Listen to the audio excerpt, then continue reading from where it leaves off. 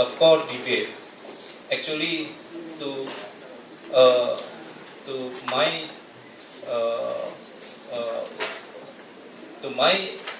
belief that this is sort of a domination and hegemonic idea, which might be brought or injected by powerful political configuration in transplanting and or transmitting ideas of laws.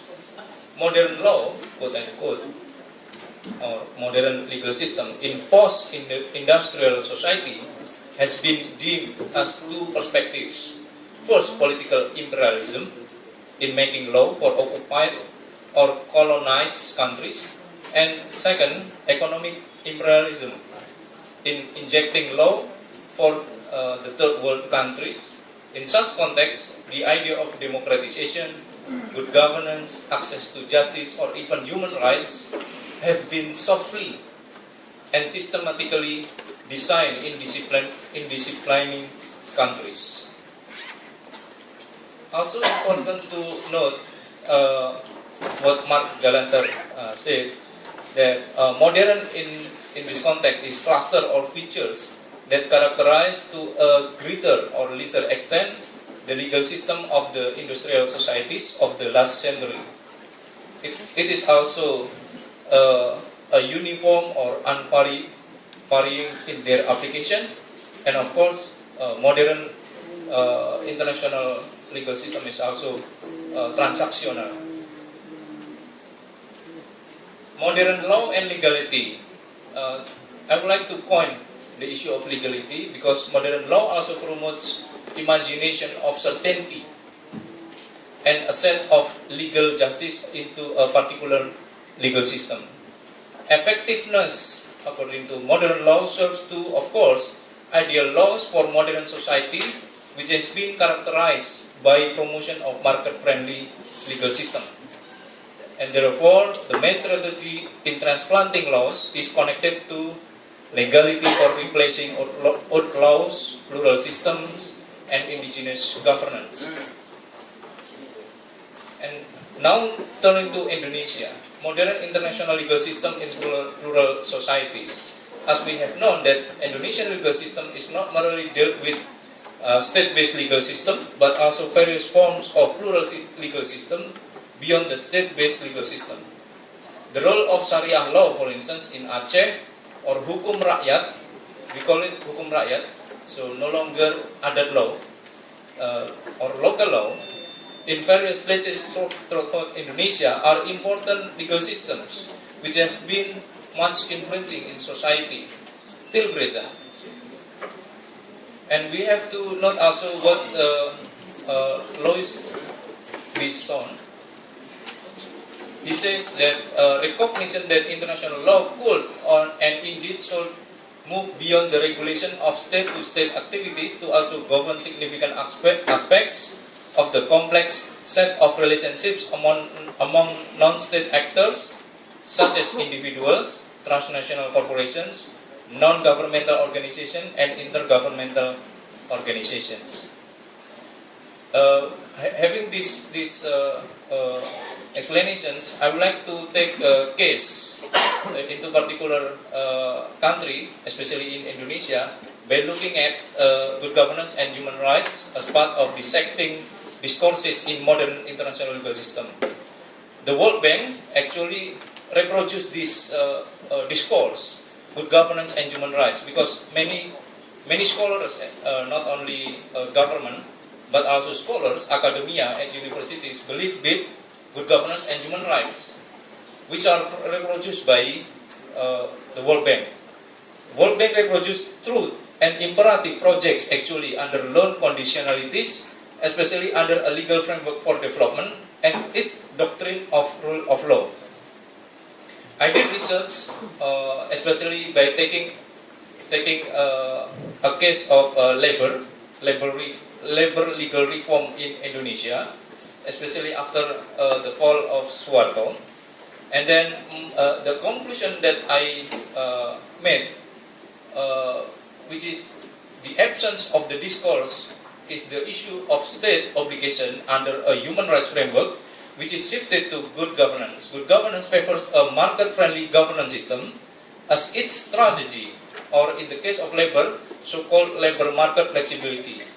Labor market flexibility usually impacts the deprivation of labor rights, especially on the issue of outsourcing, liberal minimum wage, long-term contract workers, and restraining the role of the state in labor dispute mechanisms.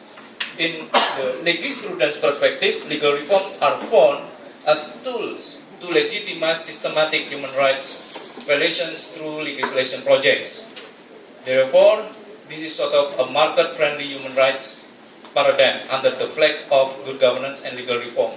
So now, if you look at the parliament member who is trying to revise actually labor laws, because a few weeks ago I was invited by parliament in order to revise PHI, industrial court, industrial relation courts, and it was related also to my thesis, which actually rejected this idea because this was softly injected by World Bank in order to marketing dispute mechanism as part of fair trial. And I just want to jump with the conclusion actually, but then I think it is better to quote what Philip Elston just recently, just few weeks ago, I think 2 months ago, he mentioned about the approach that I criticized 8 years ago. And then I'm quite happy with his conclusion that actually the confusing approach to human rights taken by the World Bank in its legal policy, public relation, policy analysis, operations, and safeguards.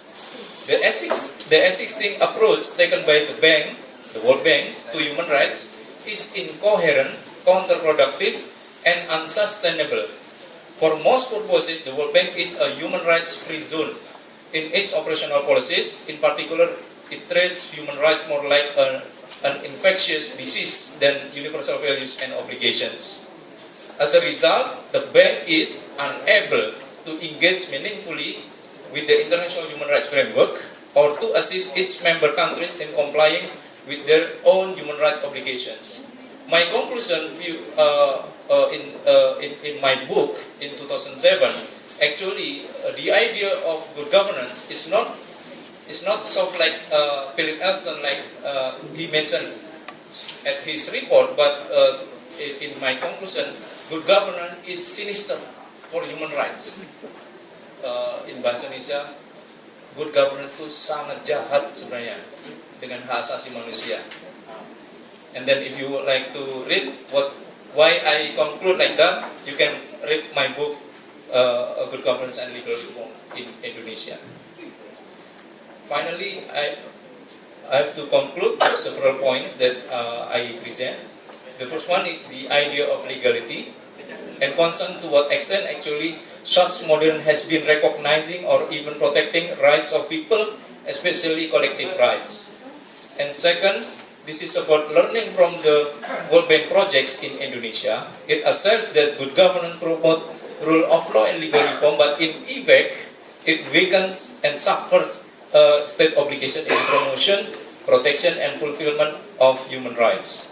There is a systematic structure and function in the legal reform process involving not only the state, but also various actors, non-state actors, universities, multi-stakeholder bodies, and international agencies, which consciously and unconsciously underpin the deprivation of rights through legislation-based human rights violation or legalized human rights violation.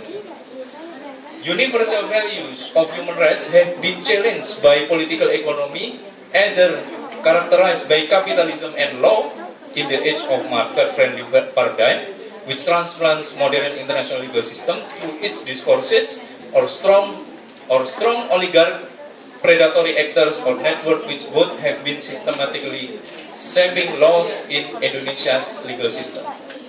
Lastly, since modern and international law contains discourses Encountering here means disciplining, which is accepted and welcomed by an alliance of legal technocrats, academia, including academia and non-governmental organizations, and oligarch predatory actors.